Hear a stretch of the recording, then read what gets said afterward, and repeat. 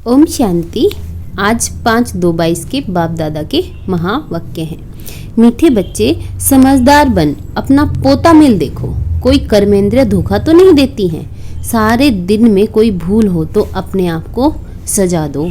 प्रश्न, बाप से सच्चा व्यापार करने व उच्च पद पाने का आधार क्या है? उत्तर है, बाप से सच्चा व्यापार करना है तो बाप के हर डायरेक्शन पर चलो। बाबा कहते, बच्चे यदि ऊंच पद पाना है तो अंदर में जो भी बुरी आदतें हैं वह निकाल दो। कुदृष्टि, क्रोध आदि से बहुत नुकसान होता है, इसलिए क्रम अक्रम विक्रम की गुह्य गति जो बाप ने समझाई है उसे बुद्धि में रखो। ओम शांति।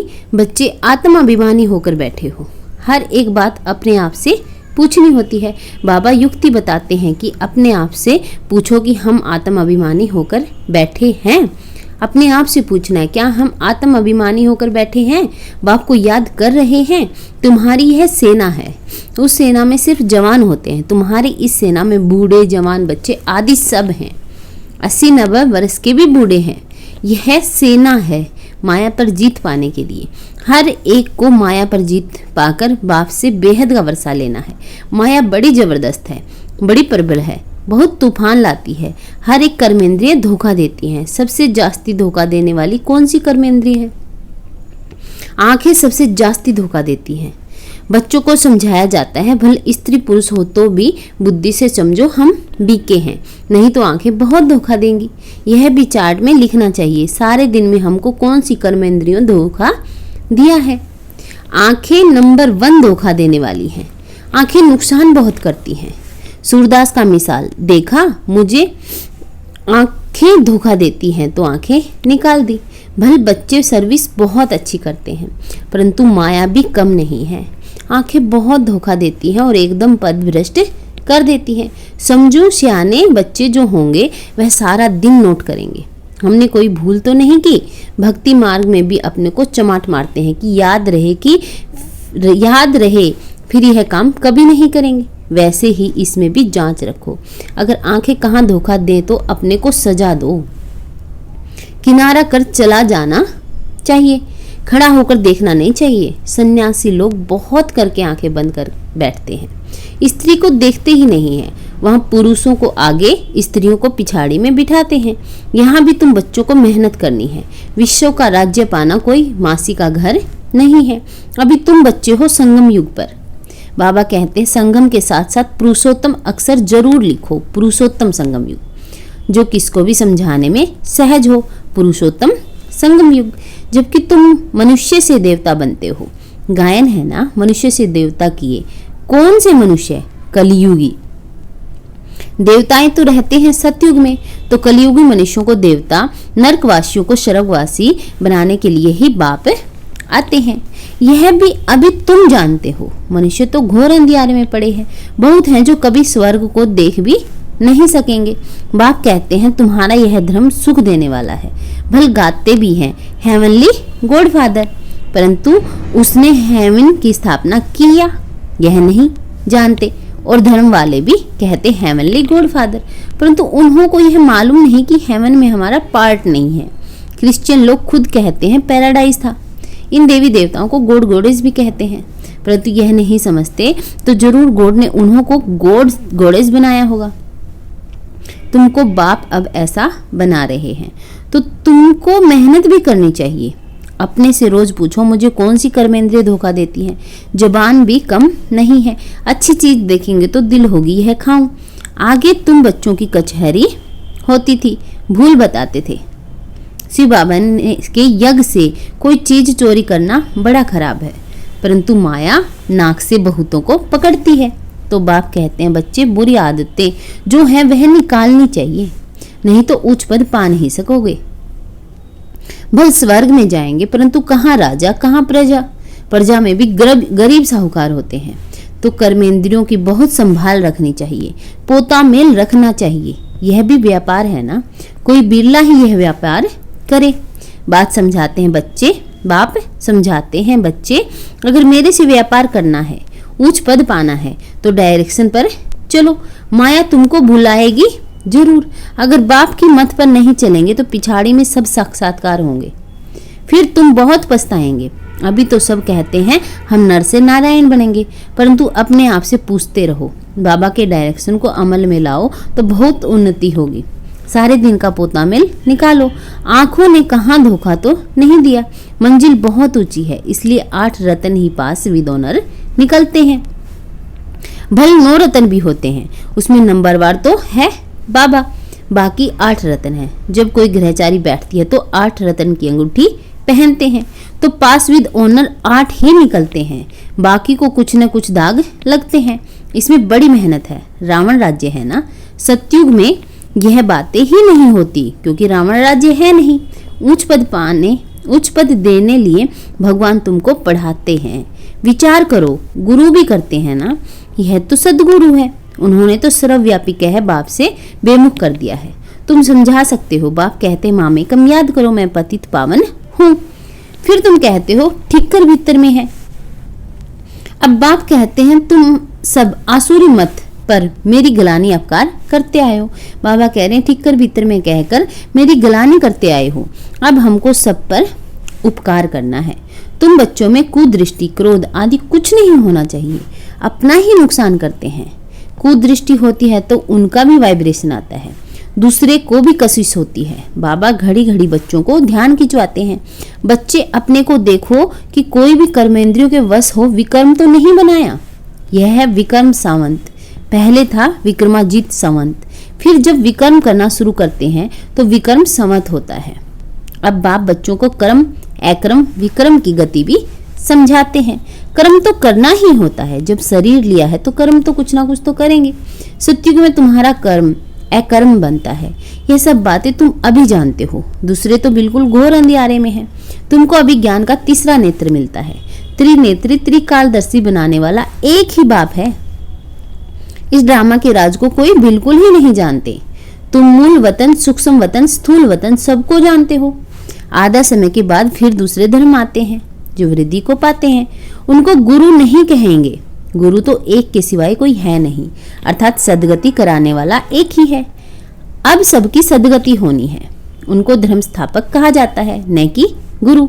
तो उनको याद करने से कोई सदगति नहीं होगी, विक्रम विनाश नहीं होंगे। उसको भी भक्ति कहा जाता है। याद ज्ञान की लाइन में सिर्फ तुम ही हो। यह है पांडव सेना। तुम सब पंडे हो, शांति धाम और सुख धाम में ले जाने वाले। शांति धाम और सुख धाम में ले जाने वाले हम पंडे हैं। तुम्हारी बुद्धि में है, हम गाइड्स हैं। बाबा भी लिबरेटर और गाइड है, हर एक को लिबरेट करते हैं। बाबा कहते हैं मुझे याद करो तो विकर्म विनाश होंगे। फिर अगर कोई विकर्म किया तो 100 गुना दंड हो जाता है। अगर बाबा का बनकर कोई हम विकर्म करते हैं तो 100 गुना दंड होता है, क्योंकि फिर क्या है, लांछन लगते हैं। इसलिए जहां तक हो सके विकर्म नहीं करो, जो नाम बदनाम हो। बाबा का ही नाम बदनाम कर देते हैं बच्चे। विकर्म करने से फिर वृद्धि हो जाएगी, इसलिए अब बहुत खबरदारी रखना। भाई बहन की दृष्टि बहुत पक्की चाहिए। हम ब्रह्मा के बच्चे, शिव के पोत्रे हैं। शिव बाबा से हमने प्रतिज्ञा की है, फिर भी माया बहुत धोखा देती है। कहना बड़ा सहज है, हम लक्ष्मी नारायण बनेंगे, परंतु डायरेक्शन पर भी अमल करना पड़े। स्त्री पुरुष सारा दिन यह ज्ञान की बातें आपस में करते रहें। दोनों कहते हैं हम बाबा से पूरा वर्षा लेंगे, टीचर से पूरा पढ़ेंगे। अरे ऐसा टीचर फिर कब मिलेगा, क्या मिलेगा कभी, यह बस तुम ही जानते हो। देवताएं भी बाप को नहीं जानते तो और धर्म वाले भी कैसे जानेंगे। अब तुमको बाबा सारी सृष्टि के आदि मध्यांत का ज्ञान सुना रहे हैं। यह ज्ञान प्राय लोप हो जाएगा। मैं ही प्राय लोप हो जाता हूँ, तो फिर यह ज्ञान कहाँ से मिलेगा। बाबा बच्चों को युक्ति बताते हैं, तो हमेशा याद रखो कि हमको शिव बाबा सुनाते हैं। यह जानते हैं मैं भी शिव बाबा से वर्षा ले रहा हूँ। यह भी स्टूडेंट लाइफ में है, ब्रह्मा बाबा भी स्टूडेंट लाइफ में है। तुम भी मनुष्य से देवता बनने के लिए पढ़ रहे हो। देवताएं होते हैं सतयुग में, कलयुग में मनुष्य हैं, उसमें भी अनेक धर्म हैं। यह बहुत समझने की बातें हैं। यहाँ आते तो बहुत हैं, फिर भी तकदीर में नहीं है, तो कहते हमको संशय आता है, शिव बाबा इसमें कैसे आकर पढ़ाते हैं, मैं नहीं जानता हूँ। अरे शिव बाबा अगर न आए तो भला शिव बाबा को याद कैसे करेंगे, जो तुम्हारे विकर्म विनाश होंगे। उनकी याद के बिना तो विकर्म विनाश हो न सके। शिव बाबा की याद से ही हम विकर्म विनाश कर सकते हैं। सजाएं बहुत खानी पड़ेंगी, बाकी पाई पैसे का पद मिलेगा। यह राजधानी बन रही है, राजाओं के आगे दास दासियां भी होते हैं ना। बाबा से पूछो कि हमारा शरीर अब छूट जाए तो हम क्या जाकर बनेंगे। एक बार बाबा से पूछो कि अभी अगर हमारा शरीर छूट जाए तो बाबा अब हम क्या बनेंगे, तो बाबा सब कुछ सुना देंगे। नंबरवार तो है ना। यह पढ़ाई बड़ी जबरदस्त है, इसमें कमाई बहुत है। मनुष्य कमाई के लिए कितने हैरान रहते हैं, रात दिन बुद्धि उसमें लगी रहती है, सट्टा लगाते रहते हैं। तुम्हारे पास भी बड़े व्यापारी लोग आते हैं, कहते हैं क्या करें, फुर्सत नहीं है। अरे विश्व की बादशाही मिलती है, सिर्फ शिव बाबा को याद करना है। सिर्फ शिव बाबा को याद करने से हमें विश्व की बादशाही मिल जाती है।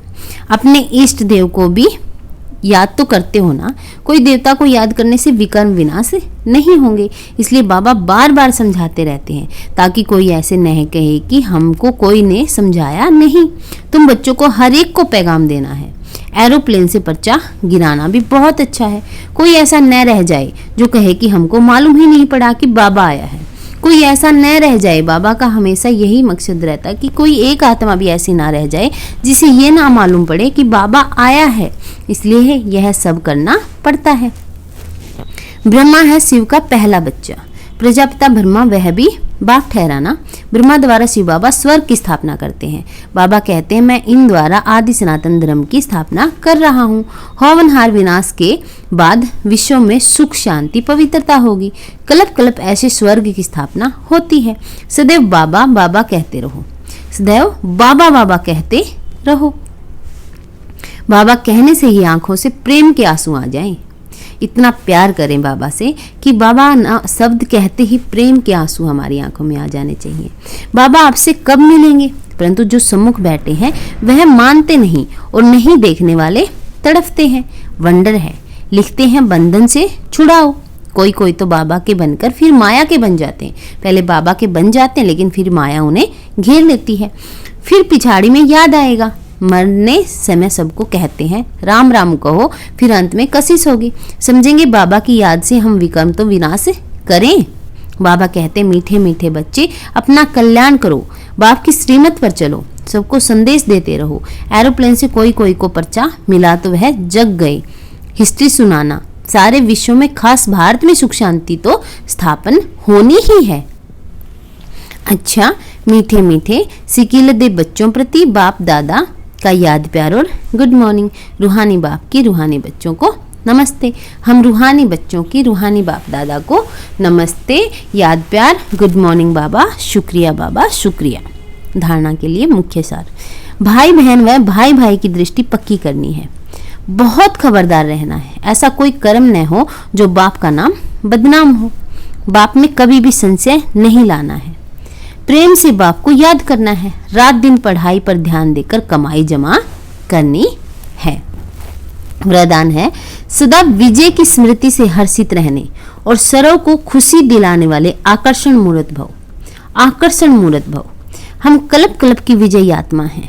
विजय का तिलक मस्तक पर सदा चमकता रहे तो यह विजय का तिलक औरों को भी खुशी दिलाएगा, क्योंकि विजयी आत्मा का चेहरा सदा ही हर्षित रहता है। जो विजयी आत्मा है, जो अपने माथे पर विजयी आत्मा का तिलक लगाती है, उसका चेहरा हमेशा खुशी रहेगा, सदा हंसता रहेगा।